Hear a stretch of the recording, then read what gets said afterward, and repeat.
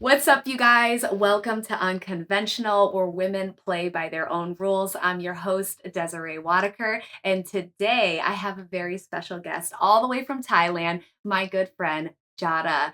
Jada, welcome to the show, girl. Hey girl, thanks for having me. I'm super happy to be here. I would wake up at I 6 a.m. for you. Yeah, I was about to say it's 6 a.m. You guys, it was a hard ask for Jada because I was like, girl, I know you train all day, but we are doing this podcast and I'd love for you to because so it's 6 a.m. in Thailand right now. Right now in the US, it's 3:39 p.m. and I haven't even trained yet. Which leads me to tell you guys, Jada is a professional athlete. Not only does she fight Muay Thai, she is an MMA fighter and she is also Australian and has moved her entire life to Thailand, where she has been for how many years, Dada? So 12, but split in a little bit of like a separate 7 and then 5. So 5 now, but 12. 12 in total. That's crazy. Yes, she has completely transformed her entire life. And today we are going to talk about some of those things. And Jada, like I know a lot about you, but our audience doesn't know as much. And so the last time that I saw Jada, I had visited Thailand for my very first time. And it was the best experience that I could have ever had. Like I was going through a very crazy time in my life. And I said, you know what? I'm going to do this for me. I'm going to go out to Thailand for a whole month and then go to Bali for a Muay Thai tournament. And then that's where we met at a gym called Bang Tao. And so Bang Tao is also next level, you guys. If you're traveling to Thailand, check them out. So I spent quite a bit of time there, right? Like 2 weeks Yeah, at Bang Tao. not long enough. Not long enough. Like you guys, you'll not want to leave Thailand. I'm sorry. When you go there, you're gonna have thoughts about leaving wherever it is that you live and moving to Thailand because it is that amazing if you have the right people around you. So Jada, tell us exactly, like I know a little bit of your story. You were living there, your brother fought Muay Thai. Like, how did you end up in Thailand? So I moved to Thailand at 14 with my family originally to support my brother's fighting dreams. And then he was in a motorbike accident in 2012, and he has a paralyzed arm and a bit of like a damaged eye socket and stuff. So when I was 21, I went back to Australia, where him and my mum had already returned to. And I didn't wasn't really doing anything with myself, to be honest, at the time. Like I didn't know what I wanted out of life. I was just working a couple of jobs. And then I decided I was also very skinny, like insanely skinny. And I just decided to start doing Muay Thai as a form of like to get fit and also kind of bond with my brother and get him motivated to go back to the gym. Um, and Wow. so I was training for a little while, and I took a holiday back to Thailand, ended up having my first fight, and I was obsessed. I didn't even plan originally to fight. I didn't want to, but I just wanted to try because I thought I got to test my skills. Like you can't be training all this time and not like give it a test, right? Oh no. So, and I knew my dad really wanted me to have a crack at it. He was really Oh, into that's it. So cool. then, yeah, he's still into it. So That's I had awesome. my first fight, continued fighting, and a couple of years later, I made the transition to MMA, where I moved to South Africa to do that.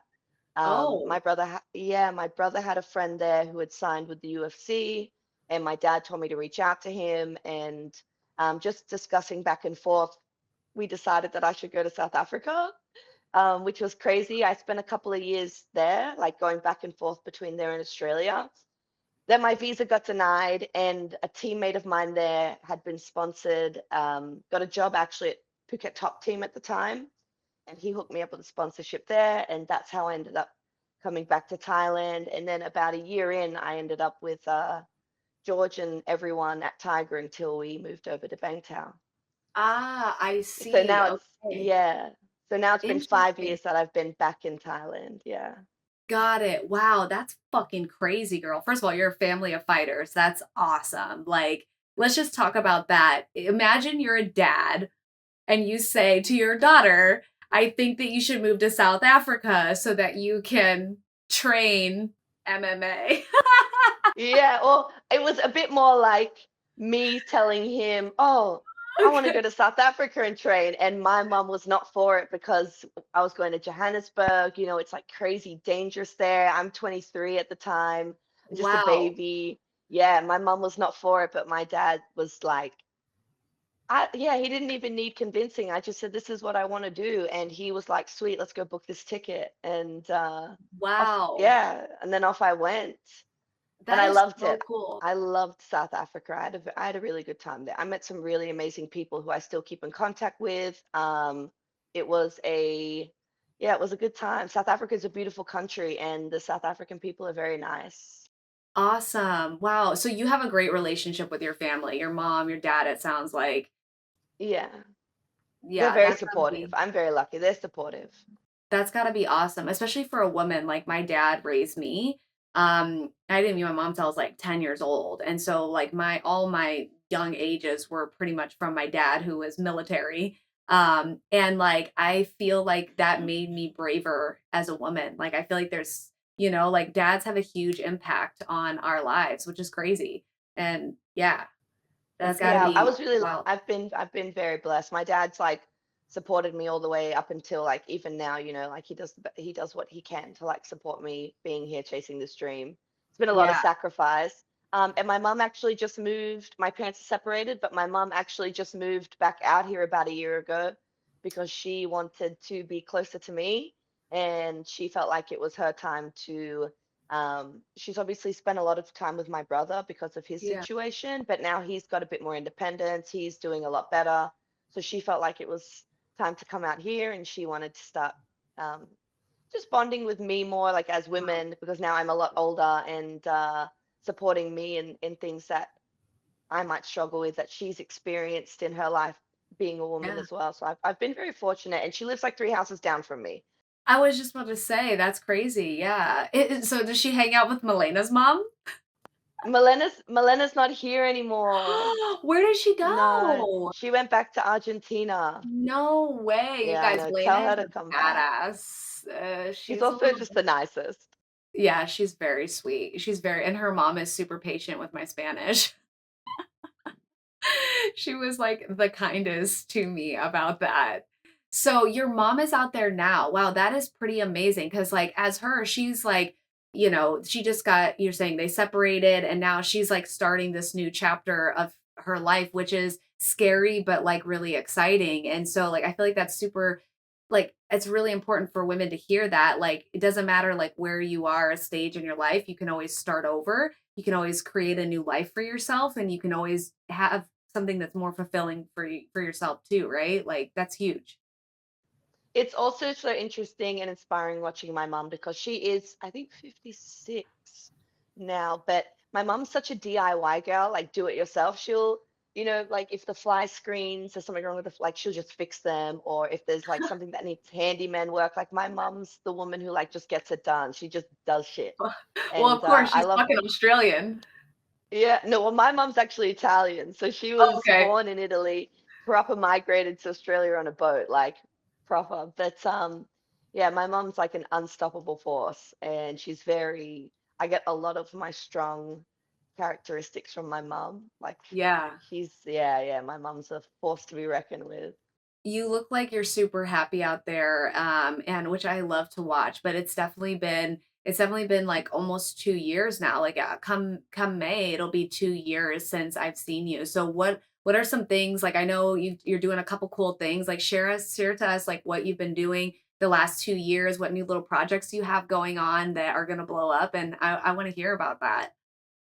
So, a year ago, I had my most recent MMA fight, and I was actually like in the trenches mentally. I was going through a really hard time. Yeah, I was not in a good place at all. It was bad. And I ended up having my last MMA fight, not ever, but just like the last one I've ever had. And I mean, I was winning that fight and it was 40 seconds left, and I just made a really, really bad decision. I feel like it was almost subconsciously self-sabotage. And Mm, that whole fight, I honestly, I was about 40% of myself in there. And I remember sitting down even in round two and being like, oh, I just want this to be over. Like, I was just not with it. I wasn't in it, like in that moment. And I got my elbow ended up getting dislocated and I lost, which was just like the worst. And I had actually decided in that moment like I wasn't going to do it anymore.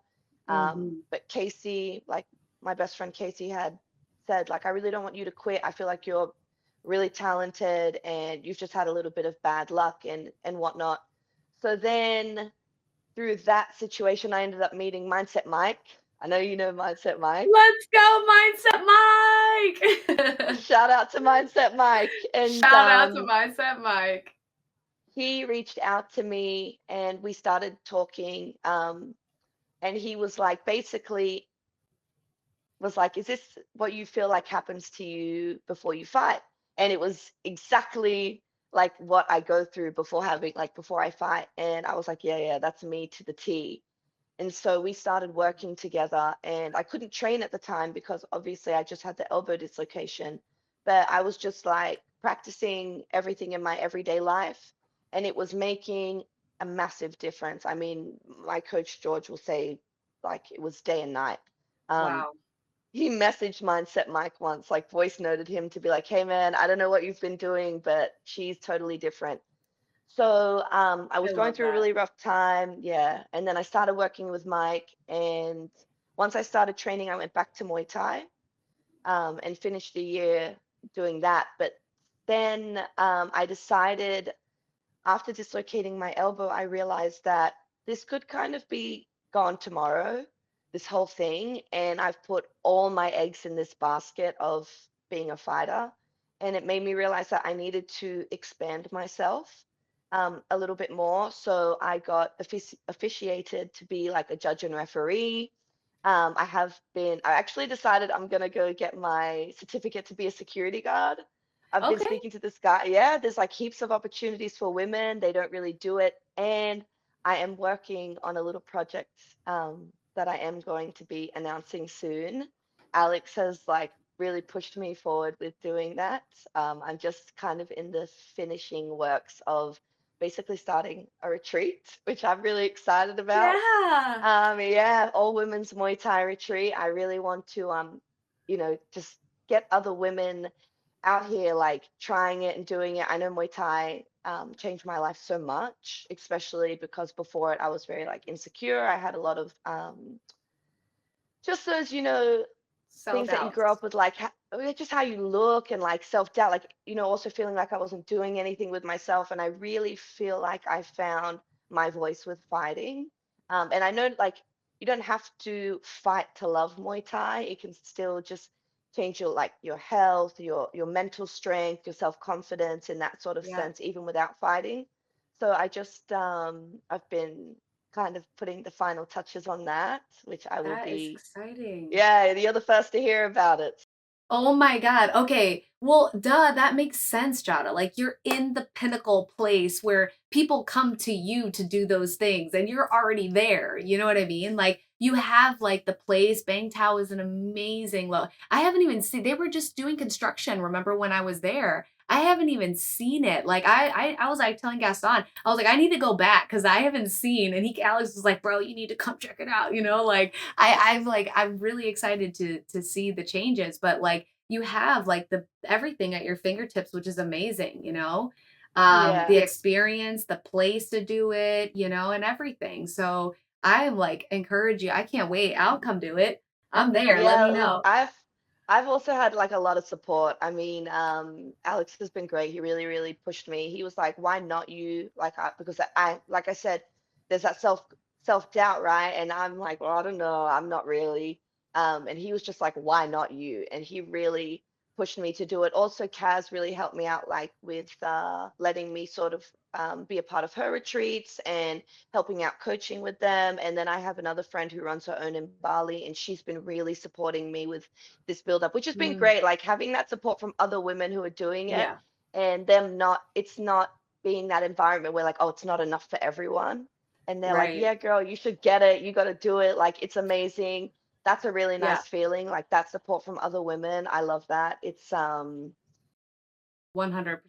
Yeah. One because like I think the one thing we have to understand as women is like nobody is going to do it like you. Like no one will do it like Kaz.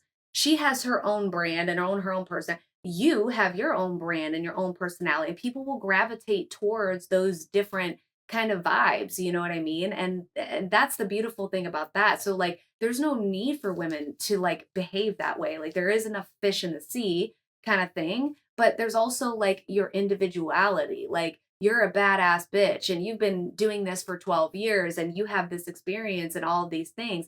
Kaz is great. She's got the platform, she's got the girly vibes and the things like that. But like some women, they're looking to be pushed. They're looking for not an aggressive nature, but like they want to be held accountable in a different way. I think that's a better way to put it, you know? Because a lot of women deal with that. I mean, I spoke to a girl for a coaching program. We launched our coaching program in January called the Champions Blueprint. And I talked to this girl last week and I told her, like, we talked about the money. Like, is it the money? No, it's not the money. It was a little bit about the money. But, you know, Yeah. after kind of overcoming like a lot of her objections, she Yeah. still wouldn't commit to herself. And I said to her, "Hey, as a coach, like I'm sitting here and I'm frustrated because I feel like you're not pulling the trigger for yourself. Even though you've told me X, Y, and Z, you're still not doing it." And she had a really, really hard time. I hope she comes on board because I feel like I'm like now I want her to go. Like I told my team to like hit her up tomorrow, give her a discount, whatever we need to do to get this girl to commit to herself because I feel like that's really the issue versus like, you know, does she have the money? Because you know, granted, $3,000, $4,000 is a lot right now, but for the rest of your life, you know, like for you working with Mindset Mike, I mean, ladies, this girl has been training for 12 years and has just started working. Well, not just, but like recently started working with a mindset coach and it has changed her life. I mean, Jada, like I think we should elaborate on, as both of us are fighters, with our audience that we're talking to. Like to be a fighter takes mental fortitude, right? We can all agree that fighting requires a certain mental structure, okay? But in life, we have different obstacles of our own, right? That affect us in different ways. And no one thinks to hire a mindset coach to help us get through these things. Yeah. 100%. Well, it made such a big difference to me.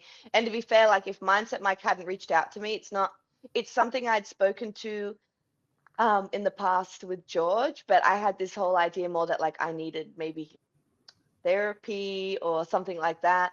But also just because the thing is like we always have the tools, but we don't really know how to use them, and you just need that guidance to like push you. Or sometimes he would say things and it's like I know that, but I didn't know how to apply it. And I feel like that guidance just really helps you to accelerate more.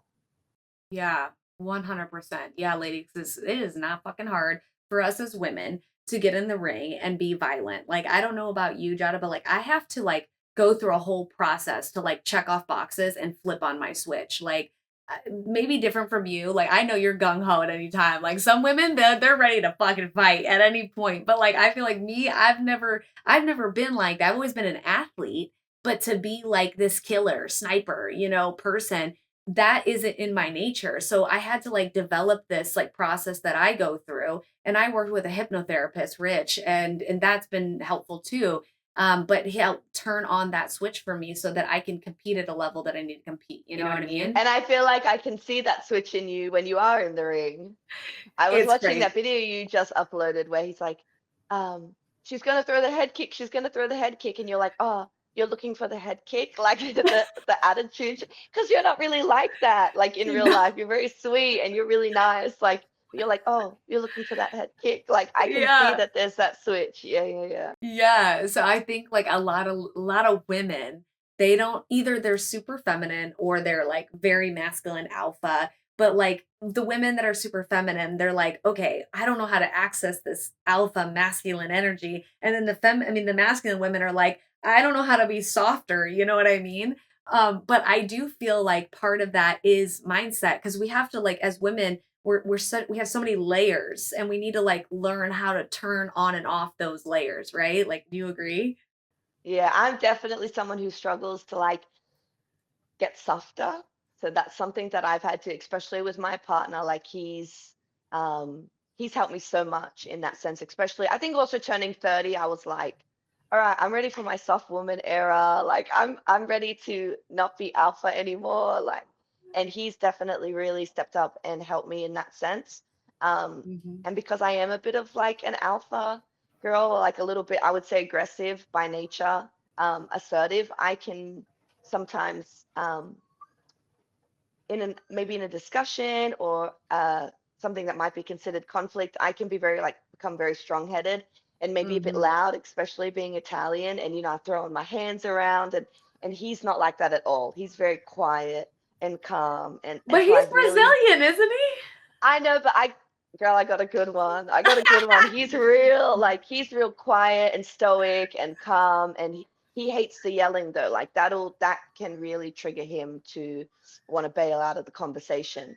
Yeah. But we've both learned, like he's learned that sometimes he can like pull me down to that quiet, more soft by dealing with me in a certain way. But I've also learned that I have to catch myself, and yelling is Yeah. not getting my message across. And if I can just take a breath and say what I want to say in a more calm manner, I can also word it better because I'm not like angry and searching for words, and it always ends way more pleasant and as a discussion where we can come to like an agreement rather than me just trying to not be right, but I really want to get the message across, right? And I feel like I have to get aggressive with it. But so I'm Yeah. the opposite. I've got to learn to be like soft girl. So I can just take Yeah.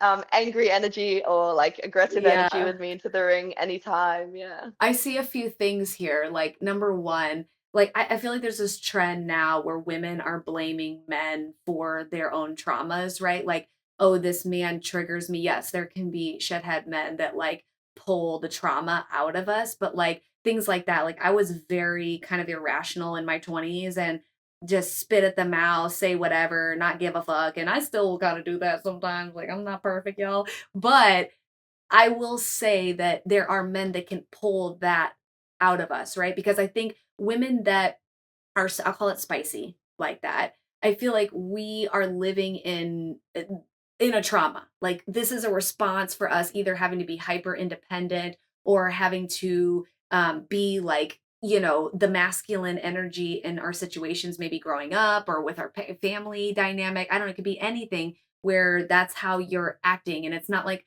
that's not really who you are, right? Like who you are is a very sweet, kind person. Jada, myself, like I feel like a lot of women that I know that are in combat sports have this very alpha, but there's always something underneath the surface that was there before, right? But in your case, like you're doing, it's funny because you're like in your 30s now, right? Like, and you've done this mindset work. And now, like in your relationships, in your fighting, in your business, things are starting to flourish. And, we can't become dependent on our partner to make us feel a certain way all the time when there's stuff under the surface. Like, you know what I mean? 100%.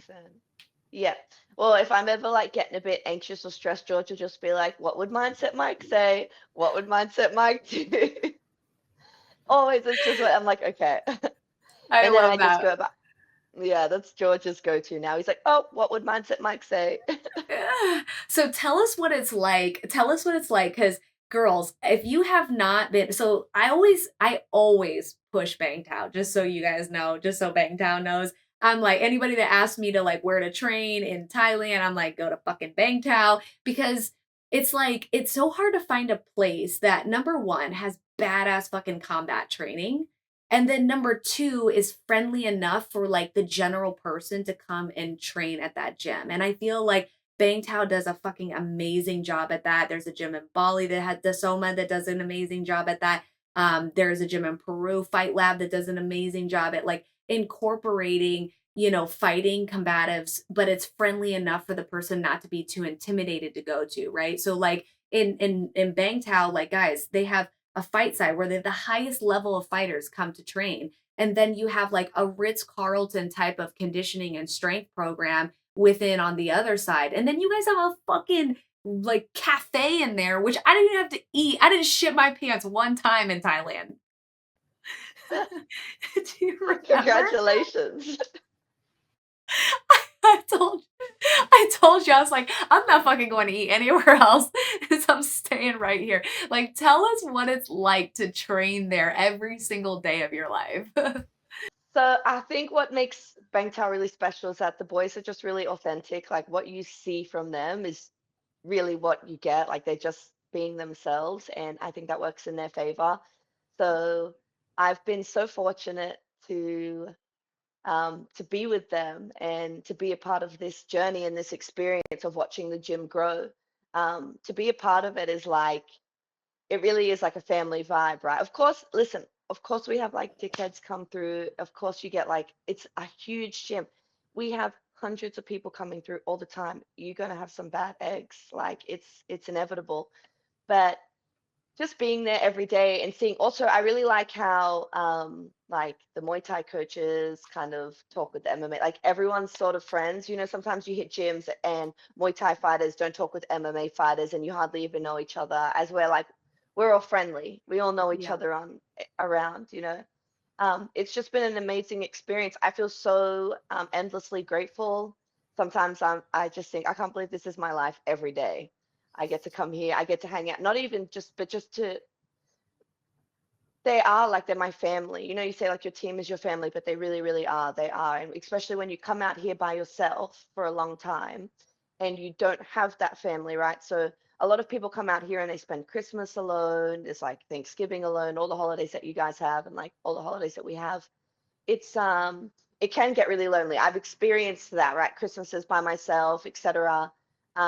But now, like, I do Christmases with them. You know, we just hang out for any chance that we get. We'll finish training, sometimes go have a burger at Uni's. It's really fortunate. Oh, You know, watch the Unis. UFC together. Yeah, watch. I Yeah. love Uni's. Yeah, Unis. Yeah, shout out to Unis, bro. Y'all are the fire. Okay. That brownie is Oh so. yeah, the brownie's Yeah, I swear they put crack in that. Like it is insane. And then good. just watching the UFC together. Also, even in situations where, you know, we had Wei Lee come through, and so many times I've been sitting around the cage, like watching her train, watching her work those specifics, right? Everything that she did in the fight, like we saw that firsthand. And you Yeah, see the fruit of you know, your coach's labor, and you just, and it's just, the proof is in the pudding, right? Like you see what they do is, it works and it's real, and that just like reminds you, you've got the right guys, you've picked the right team. Yeah, yeah, I'm just this, even, you know, I always think, even if my fight career were to go nowhere, I would have no regrets in pursuing it, just because I had this opportunity to know these people and to be a part of this family. And I think Bang Tao is going to be like, even if I'm not fighting, like I'm always going to have an involvement there. And I love them, and I'm so grateful to those guys for bringing me along on this journey. yeah, yeah. And they have a really cool story too, right? Like, I mean, the fact that these like George and they're from freaking North Carolina. Alex is from the East Coast. Like these guys basically had a dream themselves and went out there and now have like created this platform for people to like live out their dreams. I think that's also like such a cool thing, such a cool story. And so yeah, if you guys have never been to Thailand or gone to train, check out Bangtao because they are amazing. I had the best experience ever. I talk about you guys all the time. And I was gonna move there. Unfortunately, like I have a kid and You were, his you dad was were like, gonna move girl, there. his dad was like, no go. And there was no way I was leaving my baby for 6, 7, 8 months, you know. But dude, and that's just the circumstances. Like if I didn't have my kid, I would have gone. Like I would have already been gone, left in this. But you know, as women, you know, we have responsibilities. And like that's the hard thing sometimes is like, you know, being not held back. Like that's such a bad way to say it, but we have our circumstances based on our life decisions and we have to deal with those circumstances, right? And you know, for women that do not have a tie to anybody or a tie to a child or tie to a marriage that's maybe unhealthy or whatever it may be, like it's scary to make a fucking huge change like that, but like this is what's so beautiful about life, you know, like you have nothing to lose. Like I have nothing to lose. If I really wanted to go, I could go, right? Like I could find a way and I can make it work. But for those of you that are not married and don't have kids, girl, do the fucking thing. Please do the fucking thing. Cause I envy you. Like you got nothing to lose. Just fucking go for it. You know what I mean? And we welcome you here. Like like we love growing the girls team. The boys, like I give them credit, they're very good with training the girls. I think in the beginning when I was first with them, they do have like actually a very good history of like working with women, getting them into the UFC. They, you know, And they know how to, I think at this point, like they know how to handle us. They understand we're a little bit crazy, we're a little bit psycho, like the emotions are high, the hormones happen. And I salute them because they are getting very good at handling Yeah. me. Yeah, so ladies, yeah, just handle it. I mean, you think you're an emotional being, go into the gym. It's gonna be a normal thing and people are not going to judge you. Because I've had pad sessions, girl, where I not a lot, but because like I don't like to cry in front of people and like everybody in my gym knows that. Like Des doesn't really cry. It's like very seldom, but like there's been pad sessions where I had like so much going on and I just raw like just fucking grinded it out and then afterwards I like cried in the ring. I was like so, I can actually give credit that since my last fight camp, which for MMA, which was over a year ago now, I have not had a cry in the gym. oh my So that's been, yeah, that's been like a massive thing for me because at one point, girl, it was every single session. It was to the point where people were like, I don't know why you're doing this because you're supposed to do it because you love it, but you're having a mental breakdown every day that you're in here. I mean, I don't even think this is good for your health. And that's why I felt like I don't even know if I'm in it anymore. I wasn't having fun. I was just training because I had this pressure that I want to get to the UFC, like I want to do that. And I stopped doing it because I love it. And then after I started working with Mindset Mike, I just made that decision of, you know what, I'm just going to fight because I love it. And that's why I started taking on other projects because, and like getting officiated and stuff, so that I have other things where I don't have to feel the pressure of like, I have to make it with fighting.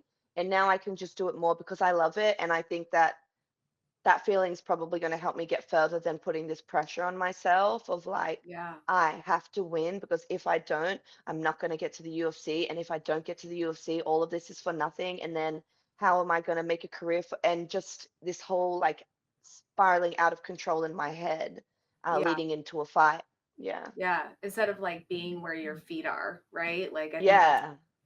that's tough sometimes. Like when you're going through the thick of things, ladies, and like it's just hard and you're emotional and you've got this going on and that going on and maybe you have a family so you're worried about that and you got all it's hard to be where your feet are and enjoy the moment. But I feel like this entire episode should be about perspective and commitment, right? Just like that girl I talked to last week. Motherfucker would not commit to herself, but it's my job to give her a different perspective. Maybe next time we'll talk and I'll give her another perspective. But it's like you went through a major perspective change that changed your life and then you committed to that perspective. Like you committed to it, right?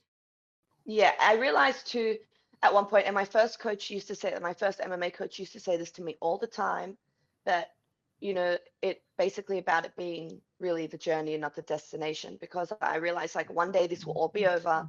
And even if you've won 10 UFC belts or whatever, you're sitting in your house, you've got your belts, and you're 50 years old and it's all in the past, it's not going to really be about just winning those belts, but every step of the way it took to like even get there and the people, like I said, the people like meeting the guys and having this experience at Bangtao. And one day it will be over, right? Nothing is forever. Yeah, yeah, So it's really about just enjoying every moment now as it comes and just taking it in rather than always looking ahead and being like, I want to be there. I want to be in this part of my career. I want to be in that part of my career, and just enjoying my career as a whole. yeah, Um, and I think that's been helping me. Don't get me wrong, I still be messaging George sometimes like, "Hey, I need to fight. I need to fight." Like I'm still, I still want yeah. to get the ball rolling, but I Yes. am enjoying it a lot more um, now, and I'm enjoying the moment rather than always just being fixated on the future Yeah. of it. Yeah, and you also don't know like people that like your life seems like one way and we don't give appreciation to the uniqueness that we have. Like envy is not a good word. I have to think of a different word, but like I will use it in sake of this because well you'll understand what I'm saying. But I envy you that you've been able to go out here and do this every single day and live your life and be, free and you have the oysters available to you. You know what I mean? Like it's such a beautiful thing to see another woman like doing this stuff. Like it's crazy. And I think like you're a pioneer. Like I honestly I Girl, you do. are doing stuff too that, like, vice versa. I can say I envy you. I'm like, Des is a badass businesswoman. Like, she's got her head screwed on straight. She's like out there doing her thing. It's like a vice versa feeling, babe. Like, Yeah, yeah. But it's awesome because like you don't know who you're also inspiring, you know, and I think that's really cool. And especially like sharing stories like with the women on this podcast and everything. So one cool thing I want to talk about is like, okay, first of all, I need a couple pieces of advice for you for our audience. Number one, like if someone is wanting to move to Thailand, let's just say, aspiring fighter or not, just someone that's like, I am not happy where I'm at. I need to change my lifestyle. Like, Thailand is fucking awesome. It's great prices, things like what piece of advice would you give someone if they were considering a huge shift in their life like that? I think just going for it, first of all, like, don't think of what can go wrong, because like everything could also go right. Um, Being open-minded, and just not having like too much of an expectation, right? Just don't like have an expectation of it, rather than be more open-minded, more free. But definitely know like where you, maybe you come out here and you want to try a few gyms. It really depends on what you're looking for, because some people maybe want it to be a little bit intimate. Some people might like the big environment. And don't stress too much about, like, you can, if you can find a place for a couple of months, and then when you're here you can probably find yourself something that's going to be longer term for a little bit cheaper. If you're looking from overseas, it's always going to look a bit more expensive. um so definitely, like, just be like, have your, be organized, but don't stress about it. Like, don't just cut everything and just leave with no plan, but come with not much of a plan so that you can make adjustments, right? Like, Come with intention, but not too much expectation. Does that make sense? Because then sometimes things change, right? You're like, I'm going to go to this gym and it's going to be like this. And then you get there and you're like, okay, I'm not really vibing at this gym. Don't stress, because there's like 20 other places to go. There's so many gyms. Phuket so is many like a things. fighter's haven. Phuket's a fighter's Yeah. haven. And even if, like, some people might be wanting, look, there are gyms, especially for Muay Thai, you have a lot more choice, right? You're spoiled for Mm, choice with Muay Thai, because you can go out to Chiang Mai, you can go to like Ubon, you can go live in the freaking countryside jungle. where there's like no Yeah. white people, and run on a dirt road with ties. Like, you can travel and you'll find gyms everywhere for Muay Thai. With MMA, you're definitely, like, between Bangkok and Phuket is going to be more of the location that you're going to be looking for.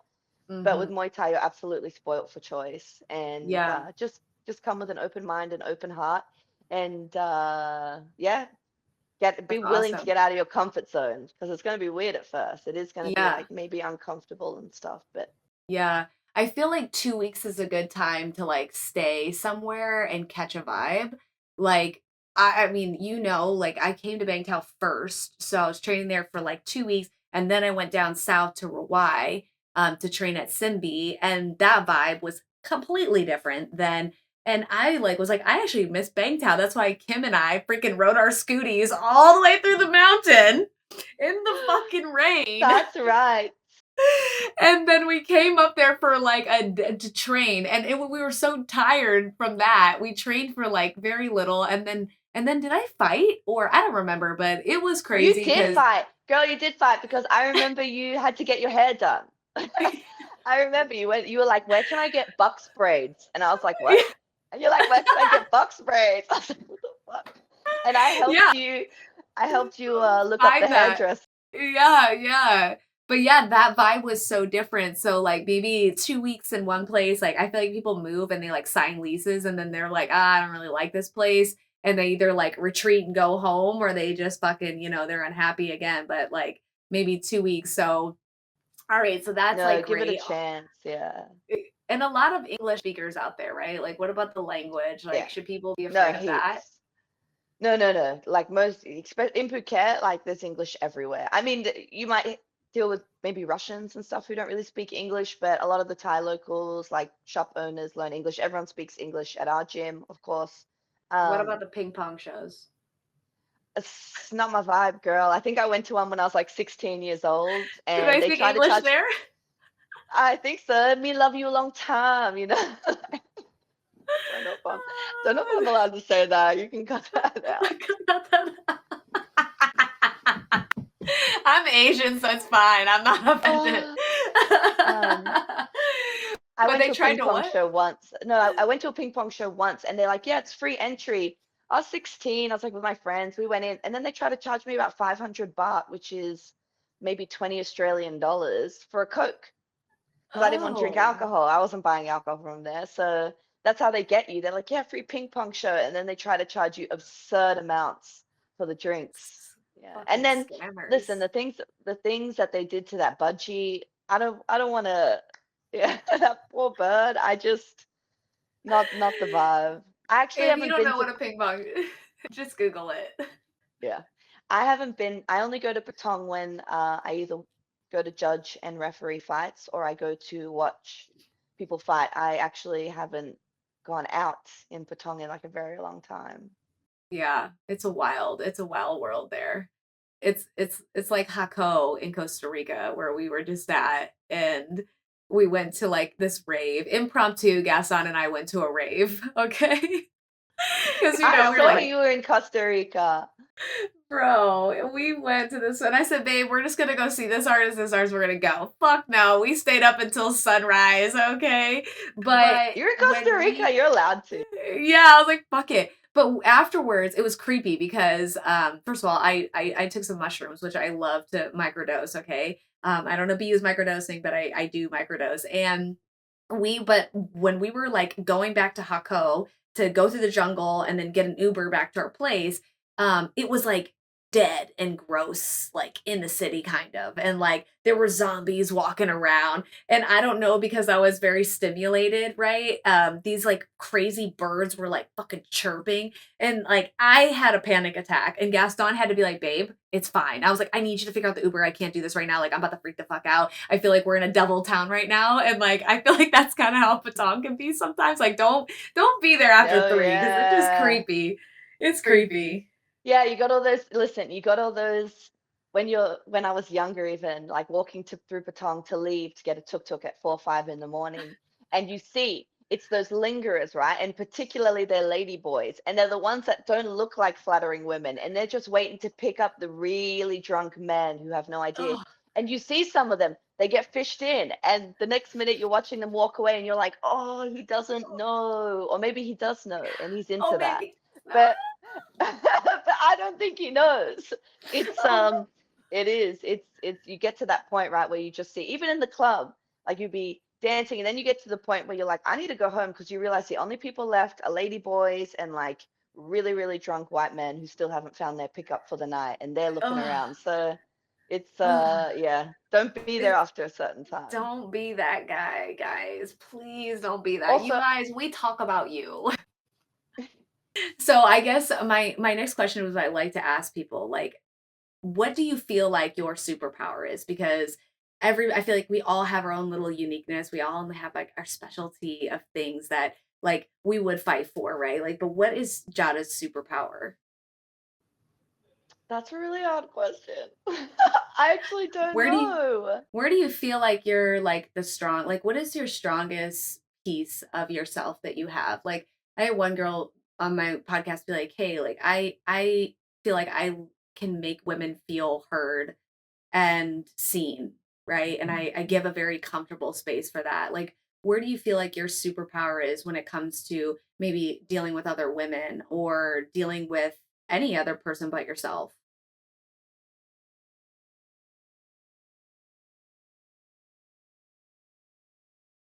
I feel like I know and you don't know this about yourself, which is beautiful and I love that you're not thinking about this, but I feel like you do a really good job at making people feel welcomed.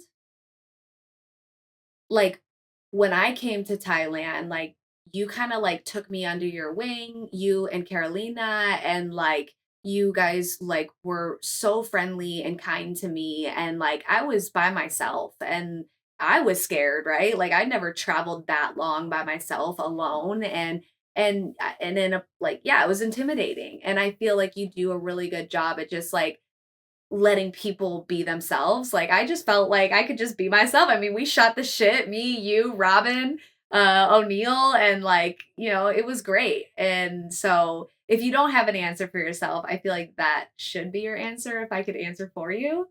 I know, I love Um, that. I love that. I feel like I I try to be welcoming because I know the feeling of like struggling to connect with people sometimes. And I think I feel like in my life I've been severely misunderstood as a woman who's a little bit more assertive and more of a straight shooter. And sometimes I just say the thing that people don't want to say, but they're thinking it, and then I look like the bad guy. So I've struggled with that in the past, but I try to be welcoming. Like, I want more women here, and especially like traveling on your own. And I love authenticity. The thing is, you feel like maybe I was giving you the space to be yourself, but also you just being yourself. Like, I can vibe on that because I love that. I love people who are just themselves, like unapologetically, and just say the damn thing and do the damn yeah. thing. Yeah. So, no, thank Like you. Des is mean and be like, nah, bitch, I'm just honest and you don't like I it. just, that's the thing. I'm just really honest. And some people think it's, and some people might mistake me for mean. And it might be like my delivery on things. Sometimes I have to be like, okay, how can I say this and it be nice and maybe a little bit more, seem a little bit more empathetic or, but Yeah. yeah, I think I'm more of like a tough love kind of girl. Like, I give tough love, and the people I really care about, like, I'll I'll I'll put it on them, not in like a mean and nasty way, but it's because I just know what they're capable of, and I want to see people be at Be their best as successful. well. Yeah. Yeah, your superpower is pushing people outside of their natural limits, possibly, and opening up their eyes to tougher things and challenges, which might be, like I said, the pinnacle, like the center of what you're doing right now, like this program that the retreat that you're gonna do, and like keeping that energy in your brand is probably gonna be something really cool. So I guess I want to thank you so much for coming on here and getting up at 6 in the morning. Jada, you're amazing. I will see you soon. We are planning a trip to Thailand, so I'll text you offline about that. But where can our audience find you? What are your socials? Give us the details on that. Just I have a fan page for Instagram and a fan page for Facebook. Just my name, Jada Ketley, and that's where you can find me. That's awesome. And when are you And here launching? in Thailand. Okay. And When here are in you Thailand at planning? Bangkok. I love that. When are you planning on launching your retreat program? So I've just finished making the promo video. I want my first one to be for May 18th. Okay, May Soon. 18th, I'm 2025. pushing for time. Yeah, that's I want to do one in May and then do another one for November because rainy Okay. season will come. So I'm not going to bring anyone here during that time. But yeah, Yeah. May and then November. That's amazing. Well, we'll be looking out for you. You guys, thanks so much for tuning in to our show. Make sure you like and you subscribe and give us a follow. We are unapologetically women that do things the way that we love to do them. And we will see you next time on Unconventional. See you guys. Oh, I love you, Des. I love you too.